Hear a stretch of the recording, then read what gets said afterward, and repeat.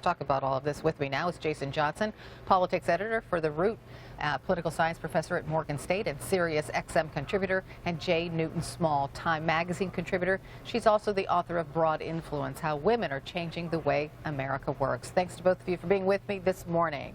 Glad to be here. Good morning. So, Jason, it's interesting that Mr. Trump finally sat down with a network other than Fox News, and this interview included his whole family. Smart strategy with just 12 days to go? I think, Carol, it's a very, very smart strategy on the part of Donald Trump. I think that a lot of the things that he's done since the third debate are things he should have been doing earlier. He's laid out specific plans. He's taking time with his family. He has his wife, Melania, out speaking. I think had he showed this side of himself throughout the debates, he would be in a better position now. But at the end of the day, interviews in, whether it's a hostile environment or a friendly environment, that's not changing what's happening on the ground. And the Trump campaign is still behind when it comes to get out the vote and getting people to the polls, and that should be his primary concern. Well, still, just the sight of Mr. Trump sitting beside his wife and talking about these accusations that these women have after, that Billy Bush tape was discovered on that bus. And I just want to play you a bit of what Melania Trump and Donald Trump had to say about those women. You said at the third debate you didn't apologize to her about the women. The stories are all totally false. I have to say that. And I didn't even apologize to my wife, who's sitting right here, because I didn't do anything. Was that okay with you? They were lies. And as I said before, all the accusations, they should be handled in a court of law. So you believe the lawsuit should go forward? Yes, I believe that.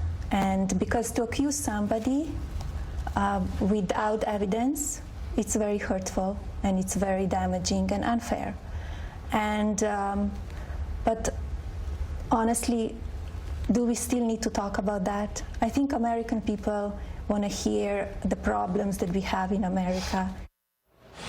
Okay, so I was hoping we would see Donald Trump and Melania Trump sitting side by side because we don't get to see that very often. But Jay, Mr. Trump also said that Melania will deliver 2 speeches. So could that help him with women? That's certainly the aim here, and there's nobody who understands the women's vote better than Kellyanne Conway, who's Donald Trump's campaign manager, and that's a really crucial vote for him. He's got to drive out particularly white women, where he's been losing a lot of ground in the last month. He was almost tied going into the debates basically on the strength of the white women's vote, and he's lost a lot of ground with them in the last month. And so, showing up now with his wife, with his family, with Melania, being seen as the family man, being seen as, and his kids are incredibly popular. She's very popular, and so it really does help. And that's what they're trying to get back. They're trying to re-win those white women who've gone away from him in the last month.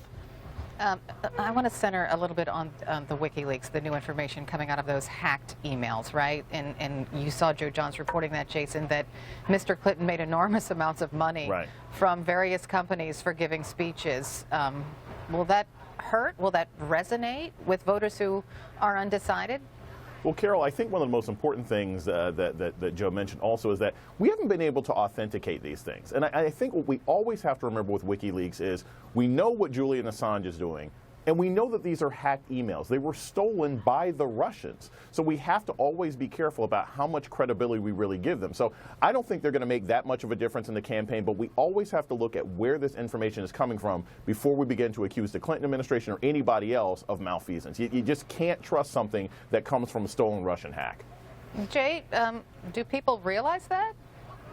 I think it's a point that's not made often enough because it's presented so often as just factual and news, as if WikiLeaks was automatic, right? And it's really interesting to see the kind of odd bedfellows that it's created this time around. So a lot of, for example, Sean Hannity a decade ago was saying that Julian Assange should be tried for treason.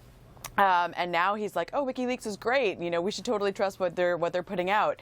And there's clearly political motivations going on here. There's clearly a motivation for there to be malfeasance here, for there to be people to place wrong information here. And so without knowing what's right and what's wrong, and at least one of the documents has actually been proven false, then it's very dangerous to report on them as fact. Right. Interestingly, in that interview on GMA, Mr. Trump said there's no clear connection that the Russian government is behind the WikiLeaks drop. He denied that there is any connection once again. And he also talked about Mr. Khan, whose son was killed in Iraq, because as you know, Mr. Khan is campaigning for Hillary Clinton now. So this is what Mr. Trump said about that. If I were president at that time, Captain Khan would be alive today, George, because I wouldn't have been in Iraq. Had I been president, Captain Khan would be alive today. We wouldn't have been in this horrible, horrible mistake, the war in Iraq. And then he went on to say that he greatly admired Mr. Khan's son and called him a hero. Thoughts, Jason? First off, I love this butterfly effect foreign policy that Donald Trump seems to have. If I was here, then this wouldn't happen. First off, he doesn't know that, right? Second, knowing the sort of aggressive foreign policy that Donald Trump has talked about, where he wants to nuke this particular area, he wants to go after the families of other people, he has no ability to say who would or would not be alive. So I think the whole thing is sort of inappropriate and rather tacky to be talking about a family that he attacked. But this is ultimately the issue. The Trump campaign has actually been making pushes in the Hindi community and the Muslim community. It's an attempt for him to sort of clean up his image as an anti-Muslim, anti-Southeast Asian bigot. I don't think it's going to make a difference. I think the Khan family, with the commercial they've got running right now, has made it very clear that they support Hillary Clinton, and I think a lot of Asian Americans and Muslim Americans will as well. So Jay, do you really think there are many undecided voters out there? Does any of this really matter? I mean, it's sort of amazing that the silent majority is sort of the big question of the campaign, right? Like, does the silent majority actually exist? Are they really not, their voices not being heard at this point? And is there anyone left who has not decided who they're going to vote for? But I do want to just touch on something that Jason said.